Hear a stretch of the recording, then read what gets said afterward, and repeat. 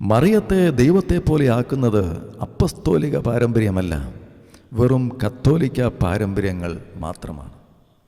ബൈബിളിലെ യേശുവിൻ്റെ അമ്മയായ യഥാർത്ഥ മറിയം അപ്പസ്തോലന്മാരുടെ കാലത്തെ ആദിമസഭയിൽ ഒരു സാധാരണ വ്യക്തി മാത്രമായിരുന്നു. പെന്തക്കോസ്ത് നാളിൽ മറിയം മറ്റുള്ളവരോടൊപ്പം പ്രാർത്ഥനയിൽ മുഴുകിയിരുന്നതായി നാം ബൈബിളിൽ കാണുന്നുണ്ട്, അപ്പസ്തോല പ്രവർത്തികളിൽ കാണുന്നുണ്ട്. അല്ലാതെ മറ്റുള്ളവർ മറിയത്തോട് പ്രാർത്ഥിക്കുകയായിരുന്നില്ല. മറിയത്തിന് ആദിമസഭയിൽ പ്രത്യേകമായ യാതൊരു സ്ഥാനവും ഉണ്ടായിരുന്നില്ല. സഭയെ നയിച്ചത് മറിയമല്ല, അപ്പസ്തോലന്മാരായിരുന്നു. ആ അപ്പസ്തോലന്മാർ മറിയത്തോട് ഒരിക്കലും പ്രാർത്ഥിച്ചിട്ടില്ല. പത്രോസും യോഹന്നാനും പൗലോസും യാക്കോബും ആരും അവരുടെ ലേഖനങ്ങളിൽ മറിയത്തെപ്പറ്റി ഒരു പ്രാവശ്യം പോലും പരാമർശിച്ചിട്ട് പോലുമില്ല. ആകാശത്തിന് കീഴെ മനുഷ്യരുടെ ഇടയിൽ നമുക്ക് രക്ഷയ്ക്ക് യേശുവിൻ്റേതല്ലാതെ മറ്റൊരു നാമവും നൽകപ്പെട്ടിട്ടില്ല എന്നാണ് അപ്പസ്തോലന്മാർ അപ്പസ്തോല പ്രവർത്തികളിൽ പ്രഖ്യാപിച്ചത്. അതവർ ആഴമായി വിശ്വസിച്ചു.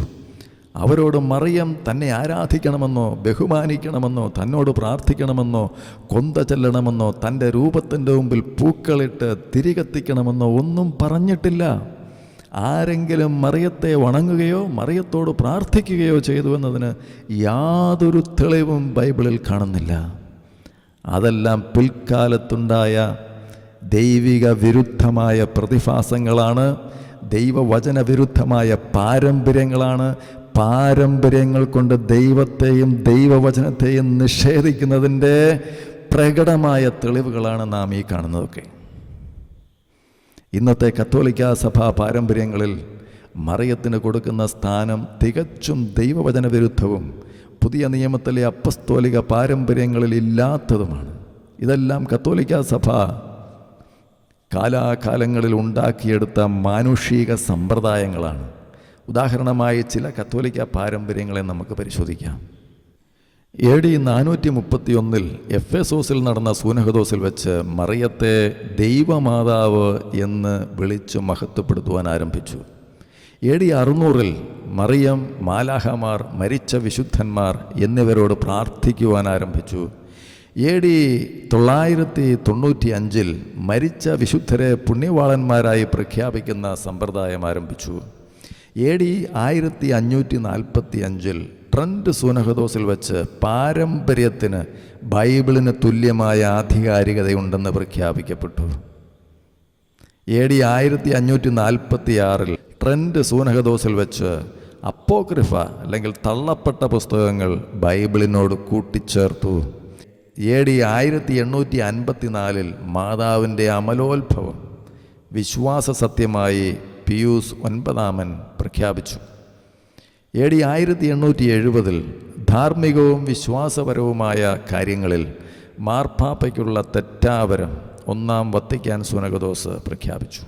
AD 1950 മാതാവിൻ്റെ ഉടലോടെയുള്ള സ്വർഗാരോഹണം വിശ്വാസ സത്യമായി പിയൂസ് 12 പ്രഖ്യാപിച്ചു. AD 1965 മറിയത്തെ സഭാ മാതാവായി പോൾ 6 പ്രഖ്യാപിച്ചു. AD 1996 പരിണാമ സിദ്ധാന്തം തെറ്റല്ലെന്ന് ജോൺ പോൾ 2 മാർപ്പാപ്പ പ്രഖ്യാപിച്ചു. AD 2000 മറിയത്തെ സഹരക്ഷകയായി പ്രഖ്യാപിക്കുവാനുള്ള നീക്കങ്ങൾ നടക്കാൻ തുടങ്ങി. ഈ വിശ്വാസങ്ങളെല്ലാം ക്രിസ്തുവിനു ശേഷം അനേകം നൂറ്റാണ്ടുകൾ കഴിഞ്ഞ് നിലവിൽ വന്നതാണെന്ന് നാം ഓർക്കണം. ഇതിലൂടെയെല്ലാം മനുഷ്യനിർമ്മിതമായ പാരമ്പര്യങ്ങൾ അഥവാ മനുഷ്യൻ്റെ ഭാവനകളും കൽപ്പനകളും ദൈവിക കൽപ്പനകൾ എന്ന പോലെ പഠിപ്പിക്കുകയും പ്രസ്ഥാനവൽക്കരിക്കുകയും ചെയ്തു. അങ്ങനെ ദൈവജനത്തെ ദൈവത്തിൽ നിന്നും അകറ്റി.